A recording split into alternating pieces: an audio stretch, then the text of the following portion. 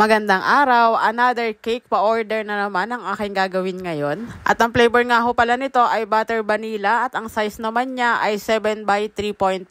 At dahil Hello Kitty nga ang team nito, ito nga at pink na nga ang ating inilagay dahil halos pink na naman talaga ang Hello Kitty. Bali hindi ko na rin pinapakita sa inyo yung pagka-cram coat ko dahil alam nyo na rin naman yan dahil like ko nga yan lagi nyo rin naman nakikita yan sa video ko ng mga nauna. At ang pinapakita ko na lang sa inyo ay yung final coating dahil nga ay iba-iba rin nga naman ang iba-ibang kulay yung mga nagagawa ko at iba-ibang design din.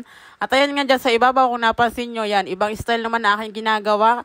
Katulad nga ng request ninyo na baguhin ko naman or mag-explore naman doon ako ng ibang design. Kaya ayan, naghanap na talaga ako. Tapos dyan sa may unahan, naglagay na rin nga pala ako diyan ng dedication ng Love Mama and Papa. Nakalimutan ko na pala mag-video. Akala ko nag-play yung video, hindi pala.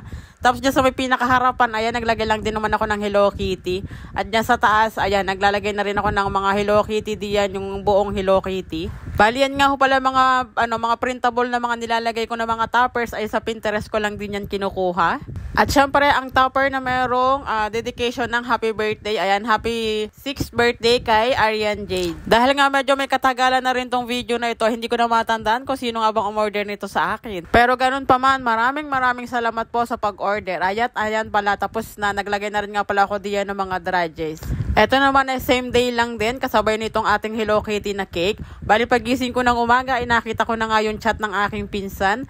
Ito nga ay order ng aking pinsan at kumbaga ay biglaan din lang yung order at 1 taon na nga ng kanyang anak. Maliit lang talaga yung order niya, ay masyado kasing sobrang liit ng bento cake, kaya sabi ko, eto na lang mini cake ang gagawin ko sa kanya. Buttered vanilla din ang flavor nito at ang size nito ay umabot na siya ng 4 by 5. At dahil batang babae nga ang celebrant ay ayan, kulay pink na rin ang aking ginilagay dito. Bali yan ay kulay pink at saka kulay puti. At sa topper naman niya, ayan, nagprint lang din ako at saka ko dyan siya inilagay. At ang design naman niya sa taas, ayan, ganyan lang din. Nagpipe lang din ako na ganyan at kulay puti na ang ginamit ko na diyan. Bali ang style kasi nito ay ginaya lang din yung design ko dun sa bento cake. At dahil masyado nga siyang mataas at ako'y masyadong napiplainan lang dito, ay ayan nga, at naglagay na rin ako diyan ng pa-wave. Naglagay na rin ako ng mga dredges diyan sa taas at yung pinaka-body rin niya, yan, naglagay na rin ako ng pampakintab diyan na dredges.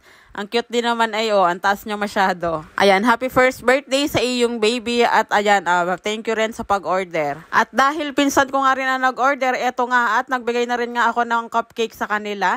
Dahil meron pa nga akong natitira dito, ayan, ibibigay ko na kaysa naman sa may stock pa dito sa akin. At naglalagay na rin nga pala ako ng glucose dyan sa may ilalim para nga hindi siya para hindi magtanggalan diyan dahil yan nga itatawid pa nga ng lawa. Pagkatapos ay magpa-pipe lang din naman ako diyan ng rosette. Ayan, simpleng design lang nga aking ilalagay dito.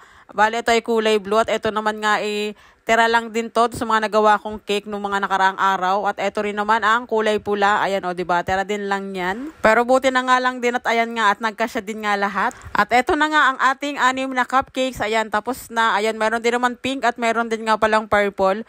Naglagay na rin nga ako diyan ng dredges. Ayan, pampakintab sa ating cupcakes. Bali, ang flavor nga pala niyan ay Choco Moist at ang size ho ng aking cupcake diyan ay 3 ounce. Yun lang. Salamat sa panonood. Hanggang sa muli.